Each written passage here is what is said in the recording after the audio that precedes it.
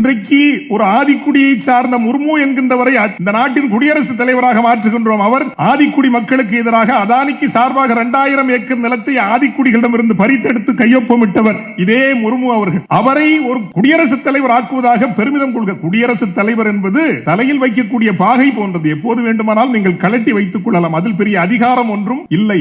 இந்த நாட்டினுடைய வங்கிகளை 5000, 10,000, 25,000, 50,000 கோடி அப்படின்னு கொள்ளையடிச்சவங்க நிறைய பேர் இருக்காங்க இல்லீங்களா? அந்த லிஸ்ட் எடுத்து இந்த வாராக்கடன் சொல்லுவாங்க இல்லைங்க, வாராக்கடன், ஃப்ராடு, ஸ்கேம்ஸ்டர். ஒரு முஸ்லீம் பேராவது இருக்கான ஒண்ணுமே இல்லைங்க. ஒரு முஸ்லீம் பேர் இல்ல, ஒண்ணு கூட இல்ல. சரி, ஒரு குறைஞ்சபட்சம் ஒரு தமிழன் பேராவது இருக்கான்னு பார்த்தா ஒரு தமிழன் பேரும் இல்லை. இந்த நாட்டை 5000, 10,000 என்று கொள்ளையடித்தவன் ஒரு தமிழனும் இல்லை, ஒரு இஸ்லாமியனும் இல்லை, ஒரு கிறிஸ்தவனும் இல்லை, ஒரு கிறிஸ்தவனும் இல்லை, ஒரு இஸ்லாமியனும் இல்லை. அத்தனை பேரும் RSS பணப்பட்டுவாடா செய்கின்ற குஜராத்திகளாகவும் மார்வாடிகளாகவும் தான் இருக்கிறார்கள். அந்த பட்டியலை பார்த்தார். இவர்கள் தான் பாரத் மாதா கி ஜெய் சொல்கிறார்.